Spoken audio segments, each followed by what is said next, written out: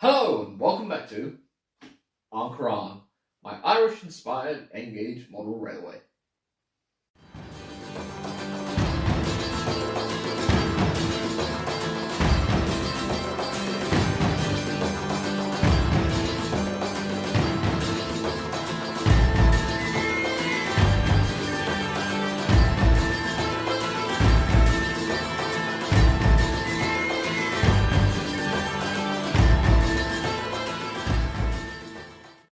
Yes, welcome back to Coireán. It's been a busy summer here and it's now autumn again, so it's time to crack on with the railway. And where I got to last time was I painted it a rough base coat of green. I've got tunnel portals ready to install. I've got grass work I need to do. I've got groundwork I need to do. I've got buildings to install. I've got a brewery to build. All that is to come in the next few episodes. And what I've really been thinking about is lighting. I wasn't planning on lighting my buildings, and it's going to be a challenge because the kits have lots of light leaks, so I'm going to have to kind of put masking tape on the inside of the buildings, which I'll show you my attempts at doing, and kind of mask the holes. I just want a little bit of an orange glow in some of the windows. So what I've got is some lights, and they're just a battery powered one, which means I'll be able to replace the batteries. I don't have to worry about the controller having to power the lights. So it's only a AA battery powered thing. They're not that bright. That's probably because the batteries run low. That doesn't matter too much. The point is that they work and they've got a nice thin wire.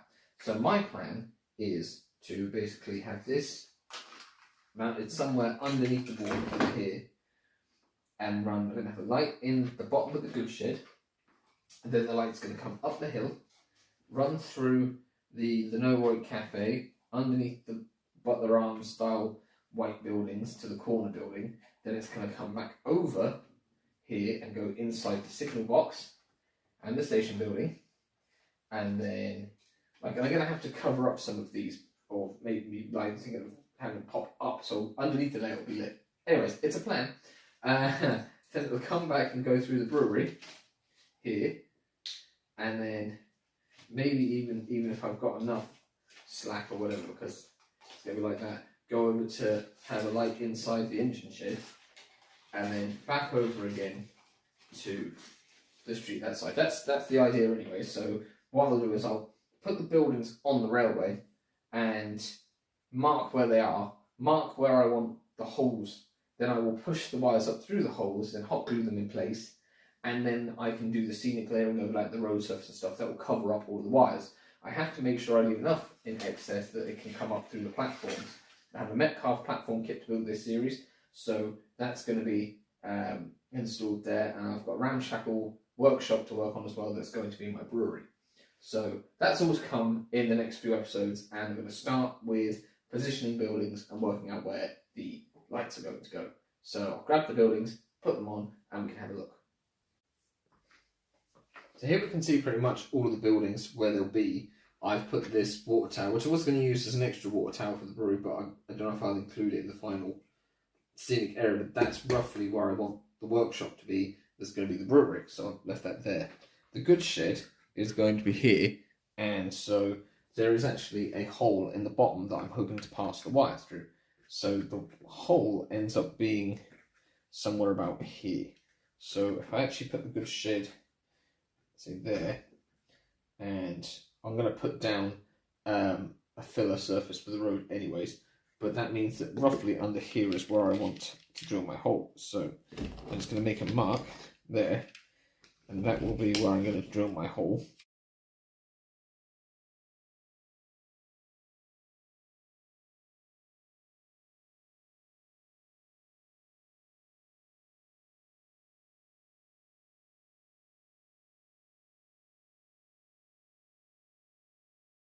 I've also got the signal box over here.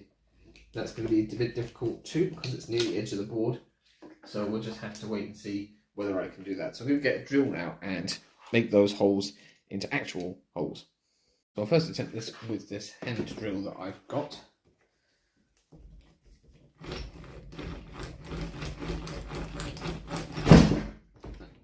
That's one.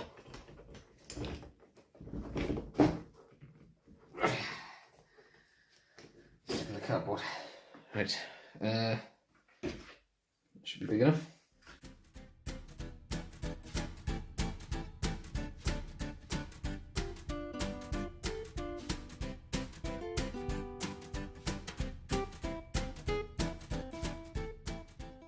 And then we have the holes drilled, so I can get those cleaned up in a minute.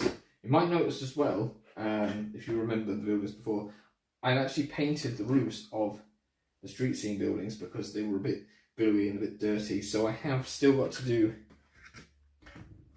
the roofs of these buildings. That's not too bad. And I painted the corner building white, and that's probably just going to sit opposite the villa like that because it's easier. It's not necessarily as realistic as I like it to be, but then again, we're only talking about inspiration because I'm not trying to recreate anything specifically to the absolute maximum detail it could be. This is just an impressionist piece. And so I'm going to go and paint those at the desk, and then I will weave the lights through. So here we have our railway buildings, and you can probably see that the roof of this is a bit gluey and a bit messy. So I'm hoping just a coat of grey will go fine over it and it'll look all right afterwards. I'm probably going to paint the building in a yellow colour like the other buildings have the yellow one, or I might even go over all of them with one single shade of yellow just to make them look kind of uniform. In keeping with sort of the local railway colour scheme. And yeah, that's not looking too bad. That's just a matte, just check the number now for you. It's a matte 79 by Revel is what I'm using for this. So get my hands a bit painty. It doesn't matter if I'm going to repaint the building if I get painty prints on the main building itself. And I'll go up and do the chimney breast as well in a minute. Chimney bits. So we have just gonna brush it like that, just briskly across the top. And I'll go to do the canopy as well in the same shade as that. Keep it all looking real. And this canopy piece has a sort of nice sort of rough texture, a bit like kind of roofing material, I suppose. You know, like the, I don't know, like felt or something that's been laid over something. It's got that kind of rough texture. And now we're going to turn that over and do the other side of that.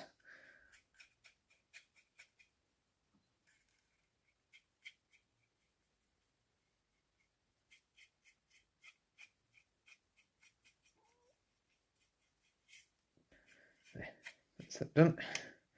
Just give a quick brush up and down with the chimneys. I do feel like the chimney pots on the top might be slightly overscale. They're very big, very tall. And just do a bit more on the other one. Like that. And that is the roof pretty much ready on that one. So I'll get on now and do the other roofs.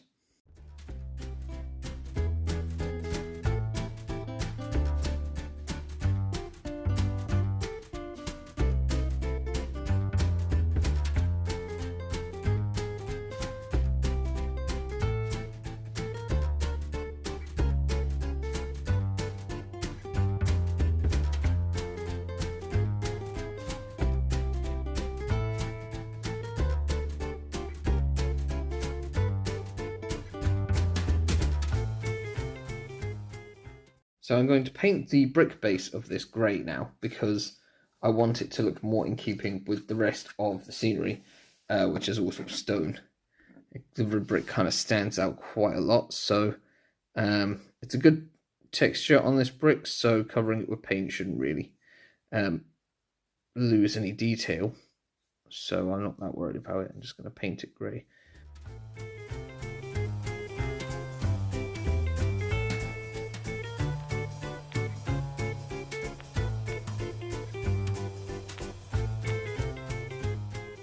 And then we have the base of that painted. So I'm going to leave those dry now.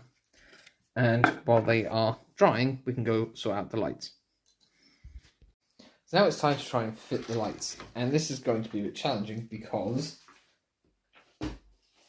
I will be doing it from underneath the board and trying to make sure I've got it enough slack. So let's move all these buildings out of the way. And then we can have a look at the board. Because I'm going to have to thread the board in from the first hole.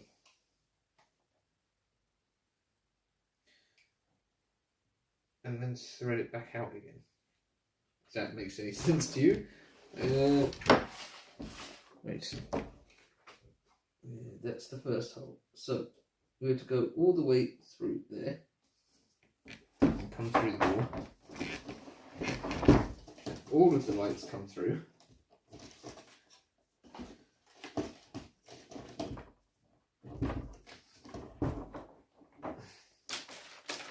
They can turn on so we can see. Right, that's the end. So we want the first light in, and I want it to be high enough up, and then I have to thread all of the lights back out again. It's like sewing. So I'm going to pass the lights back out and down. That's while holding on to the light that we want. This is dropping it. Right, so that's there. We also don't want to end up with a knot in the wires either. This idea did seem a lot simpler in my head.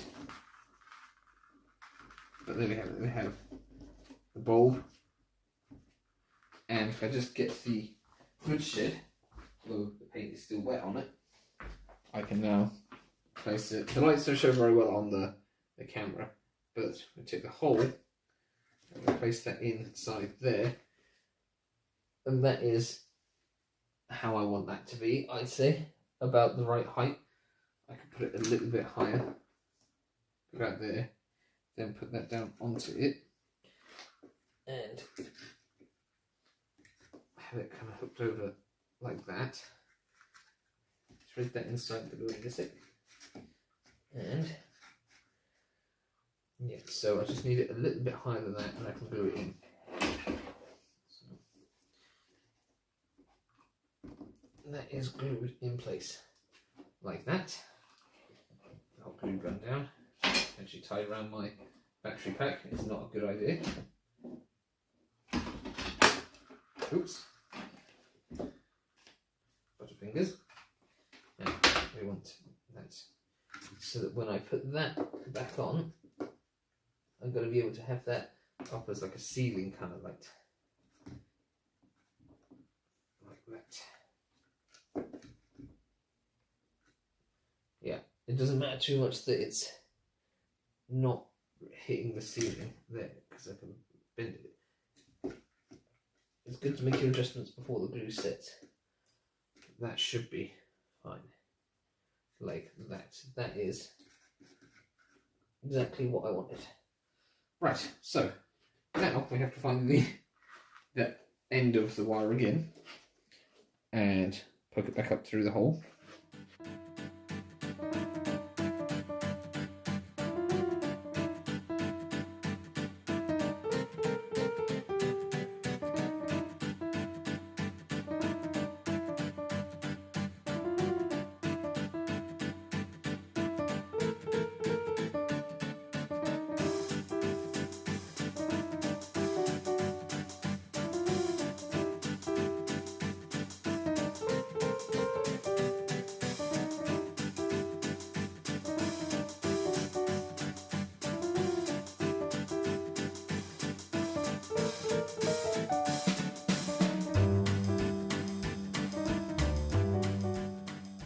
But as you can see, the plan has half worked in that I've managed to get lights into the underneath of some of the buildings to get, like, I just wanted an ever so slight glow from the windows.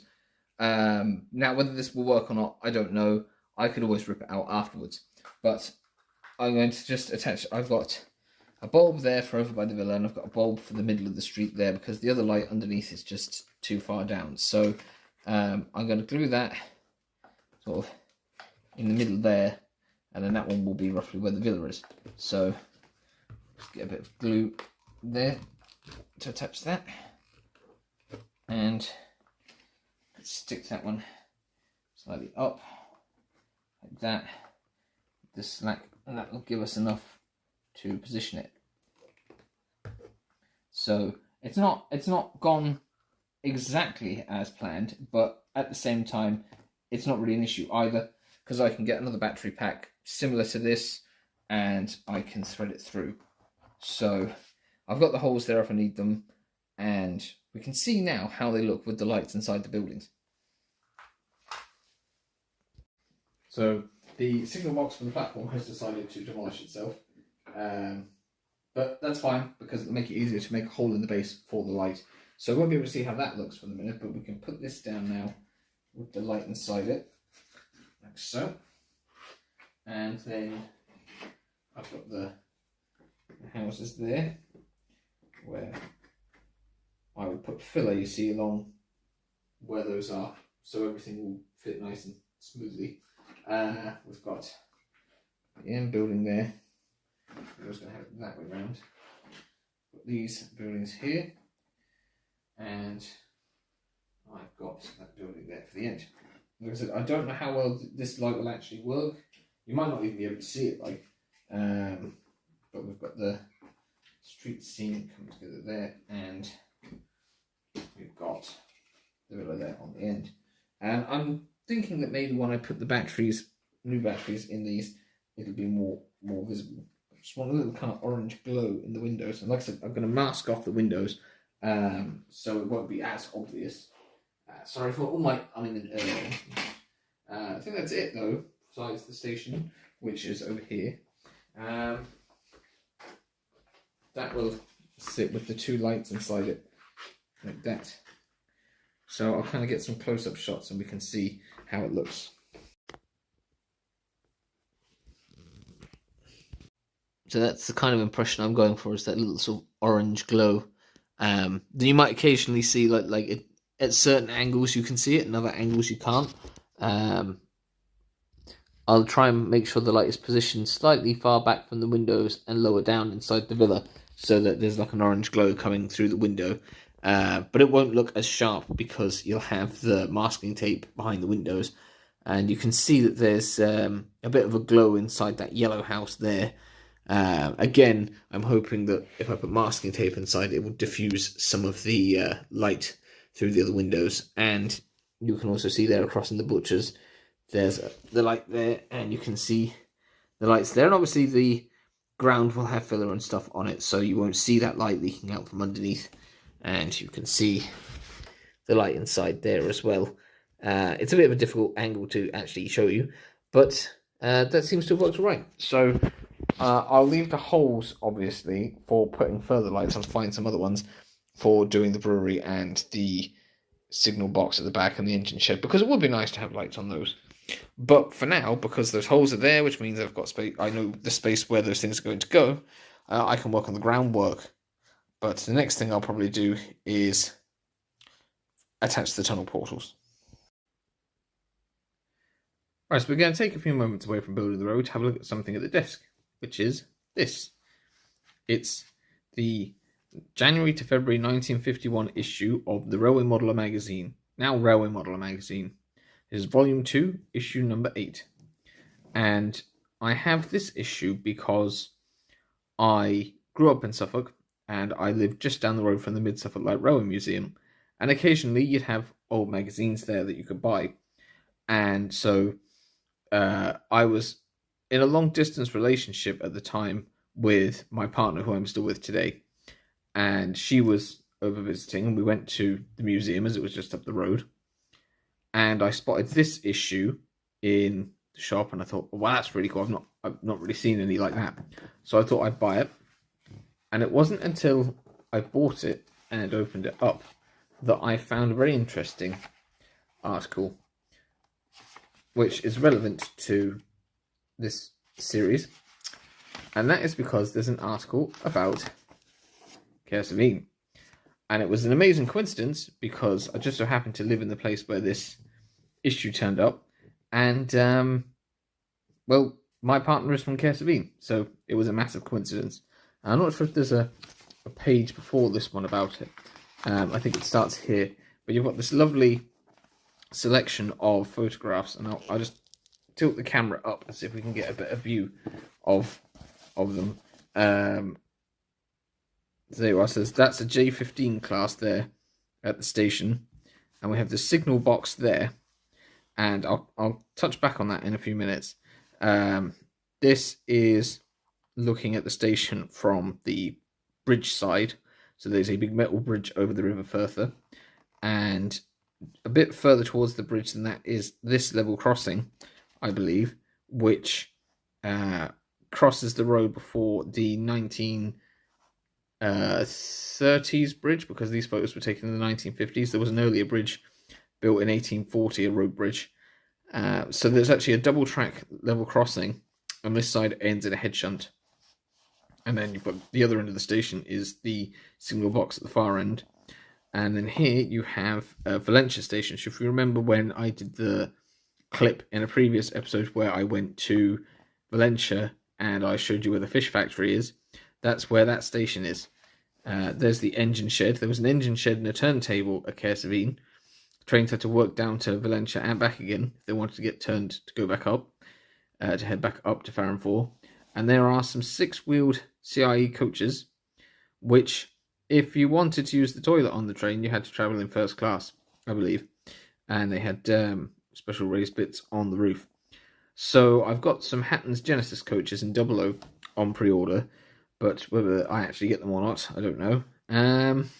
So that will be a nice representation, a bit like these, but not completely accurate. And down there we have a sort of a view of the types of wagons that were there. I don't know how easy it would be to replicate the wagons in Engage. So yes, this article is about Cahersiveen and the railway that used to come down here. And there is even a plan of the station as well, where we have, you see, that's the signal box I was going to tell you about. It says ground frame, but it was a sort of a brick-based building. And there's the other signal box, and there's the road crossing and the level crossing there. So where this is now the Sive Minerals. There's a green metal building somewhere around here, and around here is the Legal Aid Board building, and obviously this road is still here. There's a marina down here now, and this is where the big metal bridge is over the River Firther, which I will show you on a bigger map in a minute. So this is just an account of someone's travel along the line, and I won't show you it because I don't really have the rights to show you all of the text or whatever, I assume. But you can find it now on the Railway Modeler website. If you're a subscriber, I think their entire back catalogue is now available online. So you should be able to find it if you're interested in reading about the railway that went to Cahersiveen. So I mentioned the signal box, and I purchased a print of a photo, and it says Old Railway, Cahersiveen, County Kerry. Email skelligetphotographer.net, so I assume that's who has the rights to it. And it looks like I paid €3 for it a number of years ago, but it's just a lovely colour photo, and in the background is the barracks. Now this has been restored, so I will, when I go into town, I'm going to show you where this used to be. The barracks will look completely different, but you see there's this ground frame as it's described on the plan, and this view, you can't see this view now. There is a wall here, but this wall over here is still here. It still runs up here, but there's trees and things, but sadly there's no evidence that the railway was actually there. So yes, I think I will take you down at some point to where the station used to be, and I'll show you the bridge as well. So we're going to touch on the bridge now, because my layout is set in Waterville, and the idea is that the railway came down as far as Cahersiveen and then maybe kept going. Originally, the land was surveyed when they were doing the survey of the bogs with Alexander Nimmo, he was suggesting a navigation, like a canal, between Valentia Harbour and the Waterville side of the hill, as it were. And that didn't happen, but potentially you could have had a railway coming all the way down. I think Daniel O'Connell would have quite liked it if there was a railway going all the way down and around back up to Kenmare. So what we have here is the Ordnance Survey map from 1903. I think it was first published in 1899, and this version's from 1903.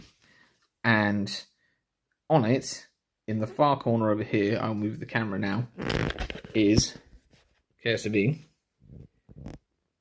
And you can see the railway bridge there, crossing over the River Firther, where it skirts along the bottom of the mountain known as Knocknadubber. And it runs up and goes around the mountains, past Kells and Cara Lake mountain stage, all up that way. And then further down and around here, you see in this corner here, we have the Inny Strand and the Inny Ferry, which presumably was down near the Smugglers Inn. And here we have the Inny Bridge. And I think the idea was that they wanted a navigation to go from this part of the river here and around and up to Valentia, which is over here, which I'll show you on a bigger map in a minute. This is a lovely detailed map from 1903, and I'm very happy to actually have it in my possession. But it's very cool because it's got the railway on it, which obviously is not there today. And actually, because the railway didn't really get down here until 1893, the railway had only been on this map, I suppose, when it was published in 1899, for not very long at all. So I'll just pop the camera back over here and I'll get the other map. So let me fold this up carefully. So there's the lovely front of that one. And it shows you what scales it's in. And price 2 shillings and 6pence net. Ordnance Survey Office, Phoenix Park, Dublin. Right, so now we have a different map. This is my 1942, 1943 GCHQ map of this part of the world. So this map is like 80 years old now. It's quite big, so just give me a moment.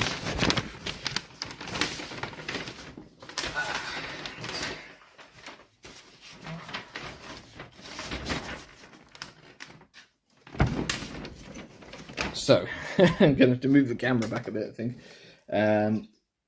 Right. There we are.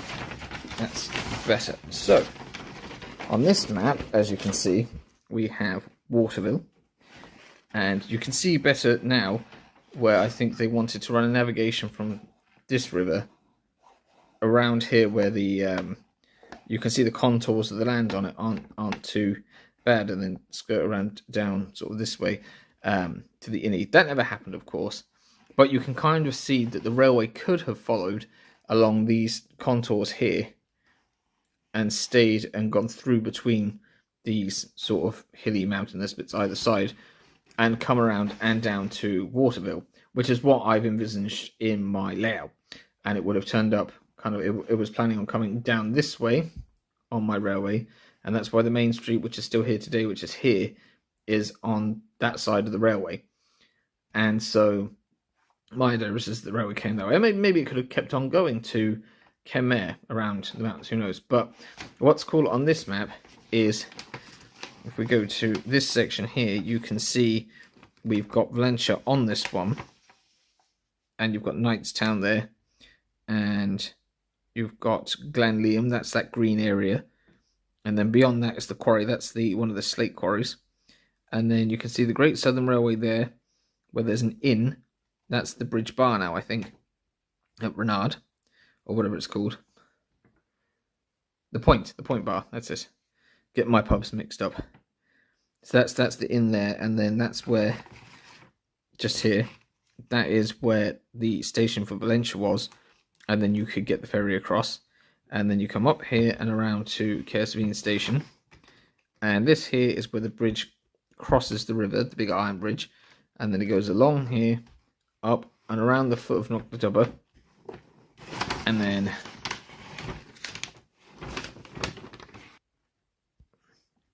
here we have it crossing over the road again. Here, that's Kell Station just there, which is still there. And then if you're taking the bus, you can see where the line used to run on this side, and then you see Kell Station above you after it's crossed over, and then you can see where the railway went, and they're turning it into a greenway. It hasn't not finished yet, but the road still follows. There's a newer road, but it still follows more or less the same route, and you can see all the little bridges and stuff underneath the where the track bed was.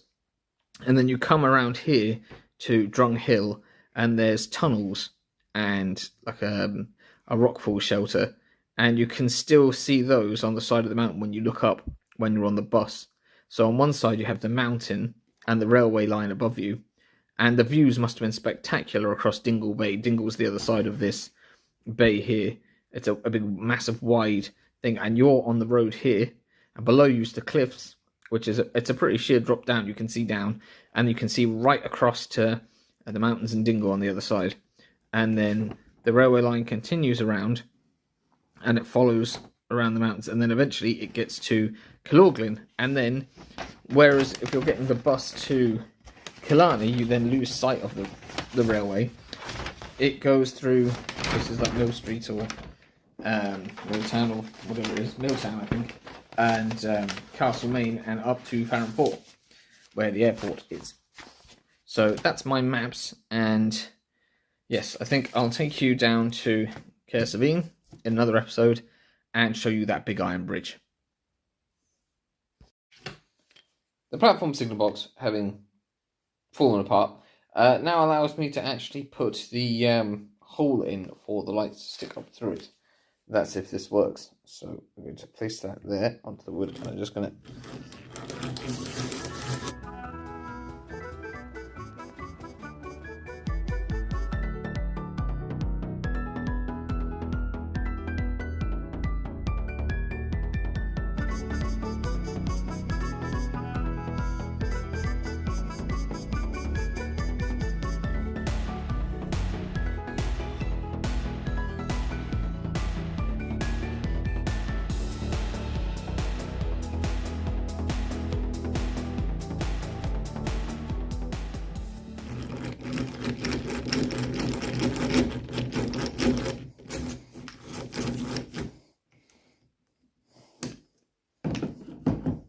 There we are, we are through.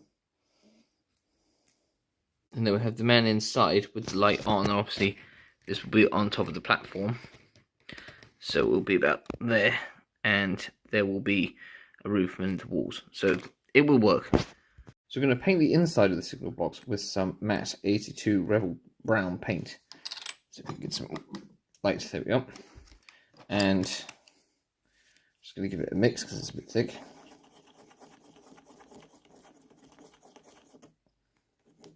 There, we just need the stick there, and I'll put the lid back on, and we can use the stick to paint off of. Just because it's going to be illuminated, I want to make sure that it's not looking too silly on the inside.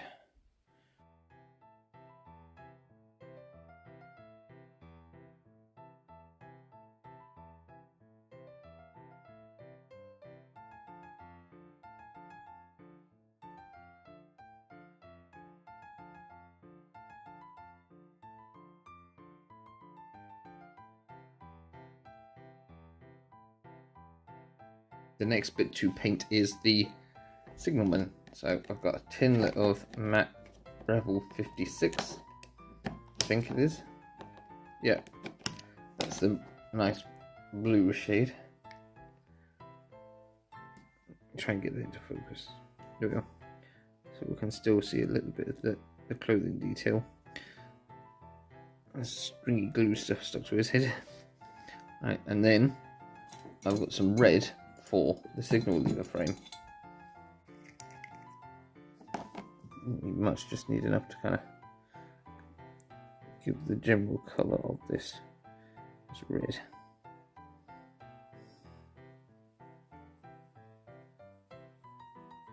There we are. That will do. Right. Now I can reassemble our little signal box. I've got some Rebel contactor glue here. And I've got some cocktail sticks. So what I'll do is I'll put a blob of glue down there on my piece of wood. And I'll run some glue along the edges of the signal box.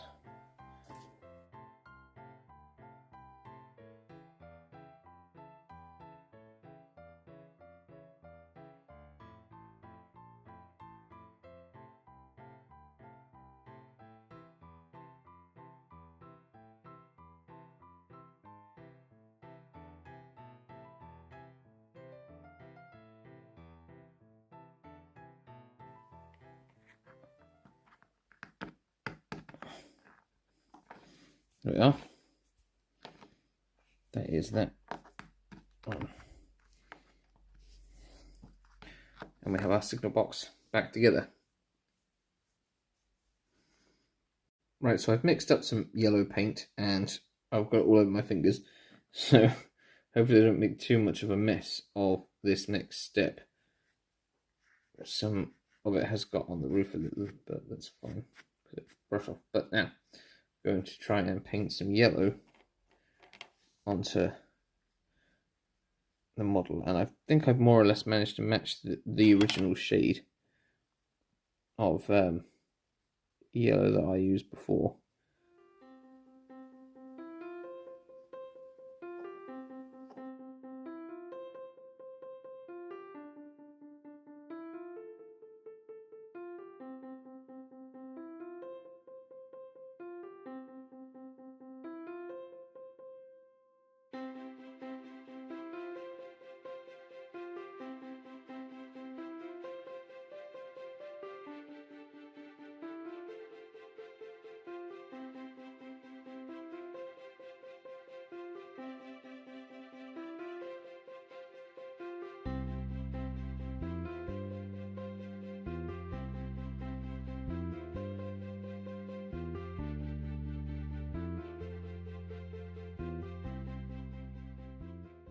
Right, so as the buildings are drying with their glue and their paint, I have the second set of lights that I found installed. So now we have lights for the station, the brewery, the engine shed, the rear signal box, and the main street, and the goods shed. So I have 2 battery packs, and that's the lighting set up. So what we need to do is put the buildings back down, figure out where the road's going to go, and then use some filler to make the main street road. And then I'll probably use sand and paint that a shade of grey for the surface over here and the surface around the back of the station and over to the goods shed. So that will enable me to do the main road coming down here and then kind of sort of stopping here and going to sand stuff here. So I should be able to get, by the end of the episode, have the road done, and then I can add in the other areas when I've got the platform and the brewery building built, which will probably be in the next episode. So we'll see if I can get that done, and then at least we might have some of the buildings fixed down, and that will enable me to do some of the other scenic stuff as well. So we have the buildings back now. As you can see, we've got the windows are masked, and I've put in some extra masking tape in some of them to stop the light leaking through the roof. This row of houses still needs some more done to it. And that's just normal masking tape that I've just been using. This shows you a bit what it's going to look like on the inside of this one. So you can kind of plop things down onto the street scene. And obviously these have to be kind of flatter, obviously, when these are stuck down. But the light should show through the windows nicely. And like I say, I might have to cut away a little notch or something in this for the wires to go through. That's the back of the house, you can see there. That's what it looked like on the other side. So the idea is you put that there, our little villa pub there, and what I'll do is I'll be able to push them down onto the polyfiller that will sort of mark where they're going to be. So we'll do the top of the street there, and the butcher's there, and then those houses are further up, and there. So I kind of see if I can sort that out. And I've got some, this is what I'm going to attempt to use, this sauce crack filler to do the road surface. I'm not sure if that's going to work or not, but we'll give it a go. Right, so I'm going to attempt to apply some of this to the centre of the street.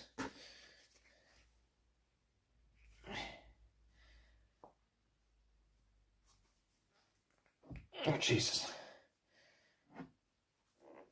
Okay. That is not easy to get out of that tube at all.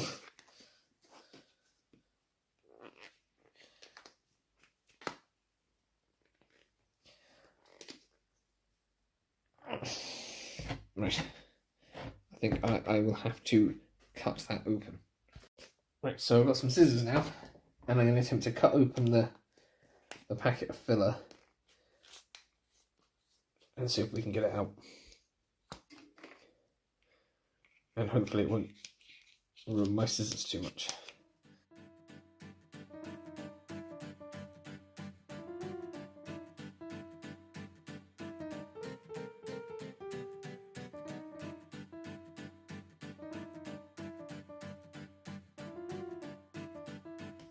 That wouldn't be so bad.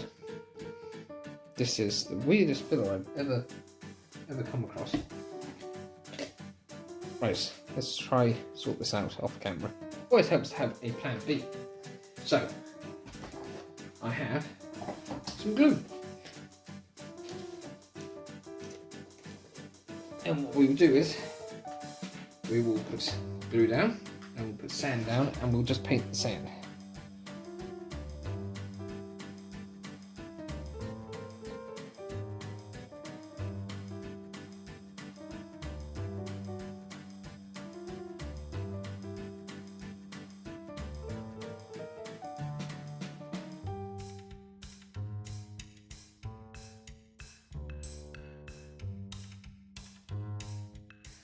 And now we can get our sand, which is in a bag.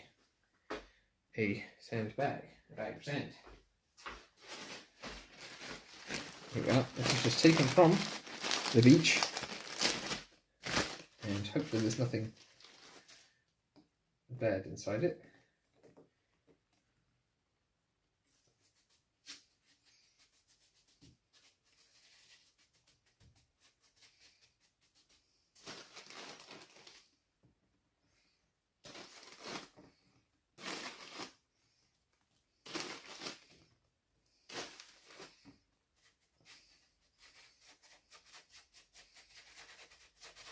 Hopefully it won't look too rough when it's all painted the same colour.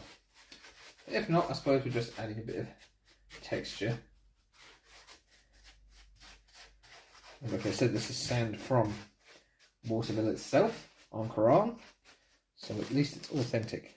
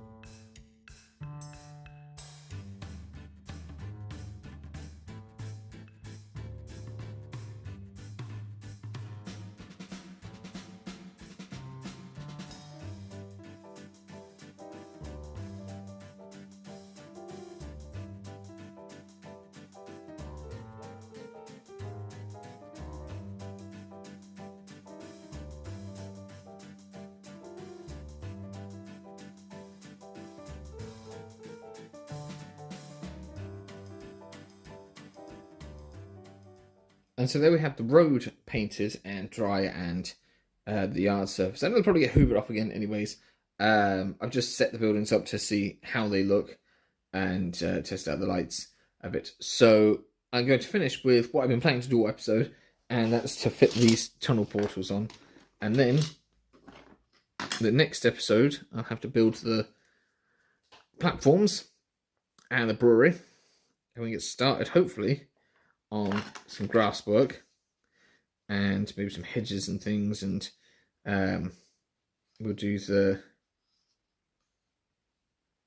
what's it called? Do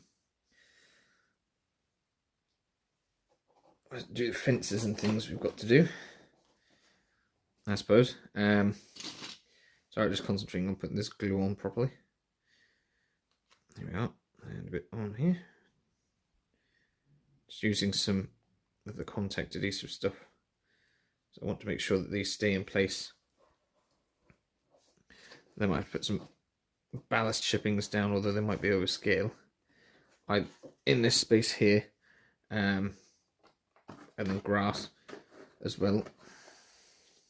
Hope nothing's going to hit that wall. It's hard to tell when using the this Kato track whether your clearances are going to be enough. I think because it's got that extra bit of track bed, so it looks like it might not have the clearance, but it probably does. So we'll just have to hope for the best. Get too much glue on my fingers. Stick that into the corner like that.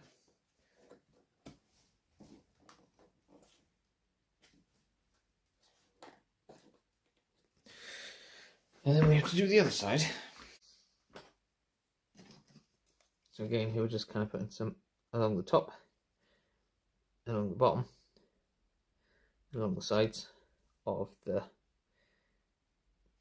tunnel portal. I'll put a bit along the back of here, stick to, and then we slot it into our space, which it should be a perfect fit because of how we prepared the space.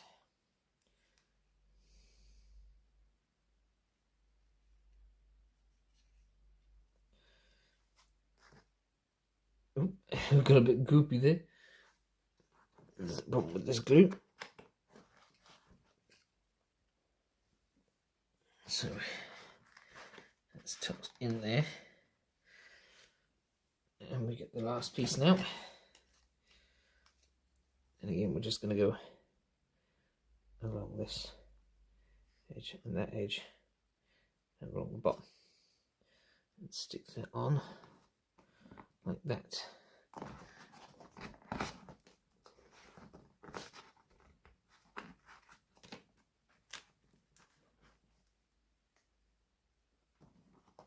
Hopefully we'll be able to use some foliage clumped up over the top of this wall, either side, looking like it's started to get overgrown, and that will keep it looking